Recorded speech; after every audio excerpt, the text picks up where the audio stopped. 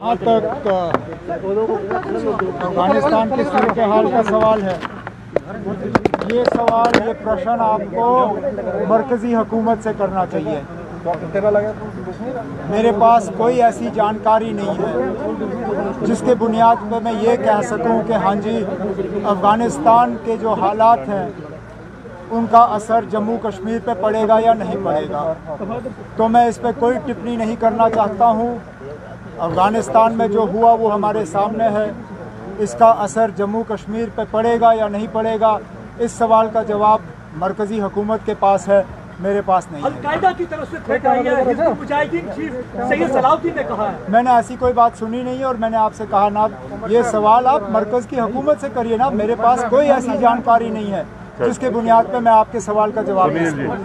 Sir, your ally Mehbooba Mufti recently said she tried to draw an analogy with what is happening in Afghanistan. She said that don't test the patience of the people of. I am not answerable for Mehbooba Mufti She's your Sahiba. alliance 1 minute. partner. I am not answerable for Mehbooba Mufti Sahiba, nor was she speaking from a platform of the PAGD, nor am I an office bearer of the PAGD. I am here in my capacity as the J&K National Conference Vice President. If there is something you want to ask me about my party and my party's leadership, I'll be more than happy to answer. I am not answerable for anything Ms. Mufti says or does on her own party platform. Dr. Saab yesterday said that he regrets. Dr. Saab yesterday देखो, आपको मौका मिला था ना। क्या कर रहा है यार, आगे क्यों एक से मुझे इनका सवाल सुनने दीजिए। क्या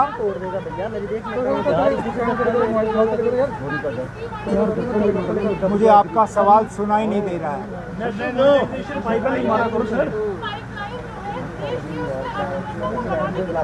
पाइपलाइन सर लग रहा है क्या करूँ।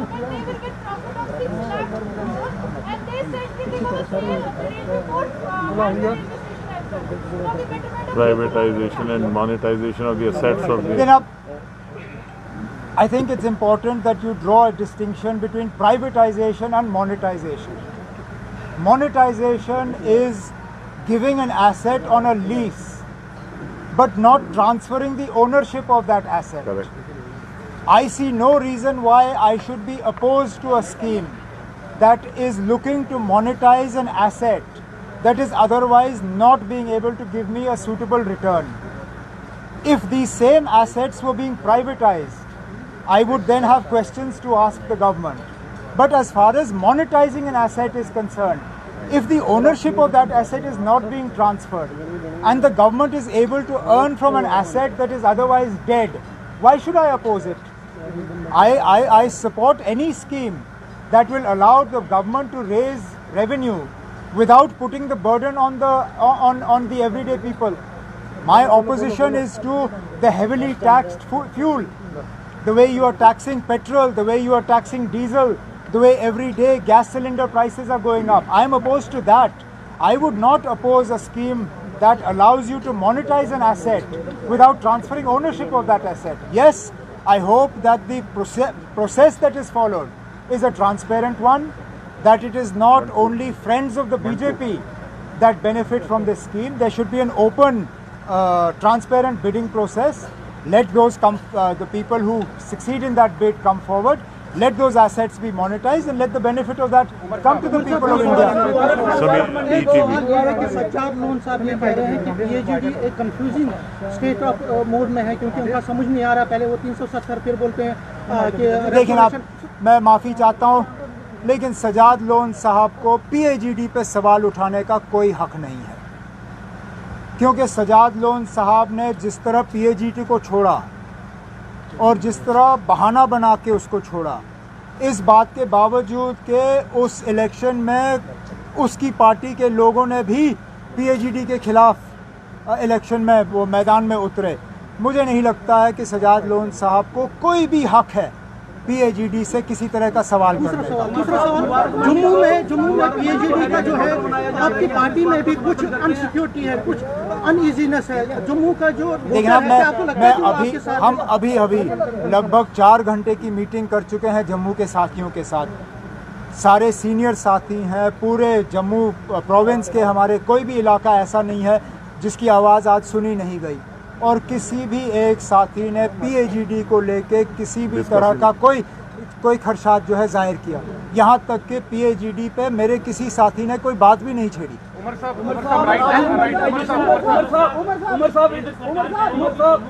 में चुनाव जो है वो जल्द होंगे। आपको लगता है कि यूपी और पंजाब के चुनाव से पहले यहाँ पर चुनाव होंगे या हो जाएगा? जनाब, चुनाव का फैसला इलेक्शन कमीशन के हाथों है। इलेक्शन कमीशन जब यहाँ इलेक्शन कराने का फैसला करती है तो अच्छी बात है। हम तो 2019 में इलेक्शन की तैयारी करके बैठे हुए थे, क्योंकि तब तक हमारा असेंबली जो है वो ख़त्म किया गया था। जब इलेक्शन कमीशन जो है इलेक्शन कराना चाहे करे, हमारा तो सिर्फ ये है कि आप इलेक्शन से पहले हमें स्टेटहुड वापस कर दीजिए, बाकी लड़ाइयाँ हम सुप्रीम कोर्ट में लड़ते रहेंगे। चाहे वो मुझे ख़त्म करने दीजिए ना, चाहे वो 370 को लेके हो, चाहे जो भी 5 अगस्त 2019 को हुआ उसकी लड़ाई जो है हम सुप्रीम कोर्ट में लड़ते रहेंगे। लेकिन जहां मुल्क के वज़ीर आज़म, मुल्क के होम मिनिस्टर सबों ने पार्लियामेंट में कमिट किया है कि जम्मू कश्मीर को जो है स्टेटहुड वापस किया जाएगा, हम तो कहते हैं ना, अब नेक काम में देरी क्यों? आप इलेक्शन से पहले स्टेटहुड का ऐलान करिए, जम्मू कश्मीर को फुल स्टेटहुड रिस्टोर करिए और शौक से इलेक्शन कराइए ना। हमें क्या एतराज़ है? अगर नहीं होता जमात-ए इस्लामिया के उमर साहब, जमात-ए इस्लामिया के बाद अब हुर्रियत कॉन्फ्रेंस को बैन करने की तैयारी केंद्र सरकार की तरफ से चल रही है ना। मैंने ऐसी कोई बात नहीं देखी। हाँ, ज़रूर एक एजेंसी के तरफ से ये खबर चली, लेकिन उसके बाद ऐसी कोई कार्रवाई तो हुई नहीं है। कार्रवाई होती है उसके बाद मुझसे सवाल पूछिए। अगर स्टेटहुड नहीं मिलता तो आप चुनाव लड़ेंगे ना? आप मुझे अच्छी तरह से जानते हैं ना, मुझे 20-22 साल हो गए सियासत में। मैं अगर मगर सवालों का जवाब नहीं देता हूँ, क्योंकि अगर मगर सवाल का जवाब फिर अगर मगर में ही आपको तो ये मिलेगा। बड़ा खतरनाक आदमी है। अगर मगर में फंसाता है।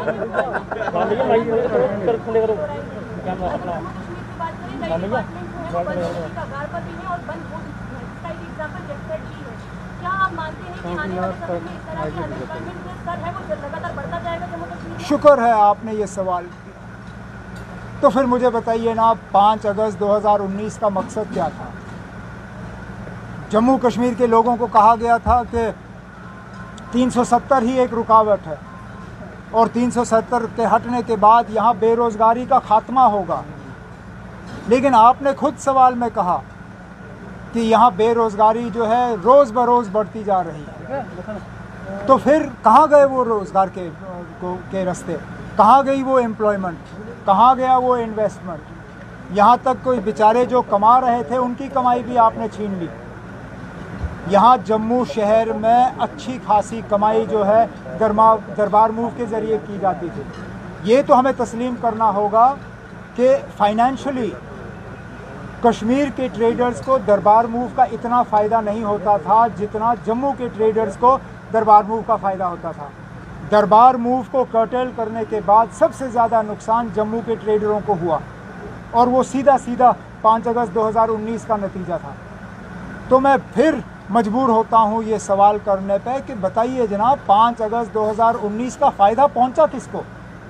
अगर बेरोज़गारी नहीं कम हुई, अगर करप्शन नहीं कम हुआ, अगर के मतलब डेवलपमेंट, लोग अभी भी शिकायत कर रहे हैं कि डेवलपमेंट नहीं है।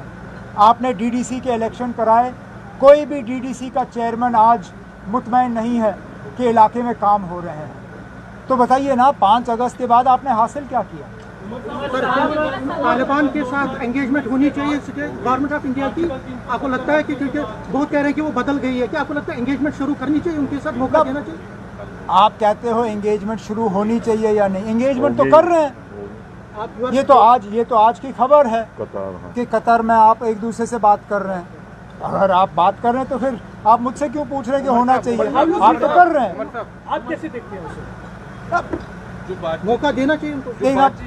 सुनिए, either Taliban is a terror organization or it is not. Please clarify to us how you see the Taliban. Is the Taliban a terror organization? If it is not, will you move in the United Nations to have it delisted as a terror organization? Because right now you are presiding over the United Nations Security Council. If it is a terror organization, then how do you distinguish between Taliban and other terror groups? If it is not a terror organization, then please move in the United Nations to have it removed from that list of terror organizations. Let their bank accounts start functioning, and let's not treat them differently. But you can't have different yardsticks for different organizations. If they're a terror organization, why are you talking to them? If they are not a terror organization, why are you banning their bank accounts? Why are you not recognizing their government? Make up your mind what it is. I am not the decision maker, nor does my view matter to you. Last question and then I have to go. BJP का कहना है कि हम 50+ जाएंगे। BJP का ये कहना है कि अगर असेंबली इलेक्शंस होते हैं वो 50+ जाएंगे। एनसी का क्या स्टैंड रहेगा इस पे? एक मिनट, जम्मू कश्मीर का लेकिन आप मेरे पास अगर ऐसी जादू की छड़ी होती तो आपको नहीं लगता कि 5 अगस्त से पहले मुझे पता होता कि रियासत को क्या होने वाला है और मुझे खुद क्या होने जा रहा है? मेरे पास कोई ऐसी जादू की छड़ी नहीं है ना, आप जिसके बुनियाद पर मैं आप जिसको इस्तेमाल करके मैं आपको ये कह सकूं कि जम्मू कश्मीर का फ्यूचर ये है। बीजेपी कह रही है 50+ जाएंगे। बीजेपी कह रही है 50+ जाएंगे अगर असेंबली इलेक्शंस होती है तो एनसी का क्या नारा रहेगा? उमर साहब रिलेटेड, हम नारों पे नहीं जाते, हम ग्राउंड पे काम करते हैं। हमने अगर 50+, 45 तो क्रॉस किया नहीं था पिछले इलेक्शन में, तो 50 क्या उनका नहीं था मिशन? क्या था नंबर मिशन? 45। अब की बार 50+ है। 45 नहीं पहुंचे तो 50 क्या? पहले 50 पहले तो 45 आना चाहिए था उनको। 50 तो दूर की बात है। रविंदर रैना ने कहा कि 370 की हड्डियां भी गंगा में विसर्जित कर दी गई है। अब ये जो सोच रहे हैं लोग कि हड्डियां गंगा में क्या विसर्जन हुए वो हमने कोविड के दौरान देखे ना। मुझे नहीं लगता है कि रविंदर रैना साहब या बीजेपी को इस तरह की बातें करनी चाहिए, क्योंकि अभी भी जख्म वो जो है वो अभी मतलब वो पूरी तरह से दे हैव नॉट हील्ड। हम वो तस्वीर भूले नहीं जिन लोगों ने मजबूरी और परेशानी में अपने रिश्तेदारों को गंगा के किनारे वहाँ रेत में दफन किया। ये बातें जो है ये रविंदर रैना साहब के मुंह से जचती नहीं है। पहले तो उनको माफ़ी मांगनी चाहिए जो कोविड के दौरान उन्होंने मुल्क में हालात पैदा होने दिए, फिर जाके 370 पे तबसरा करें। चले, थैंक यू बस।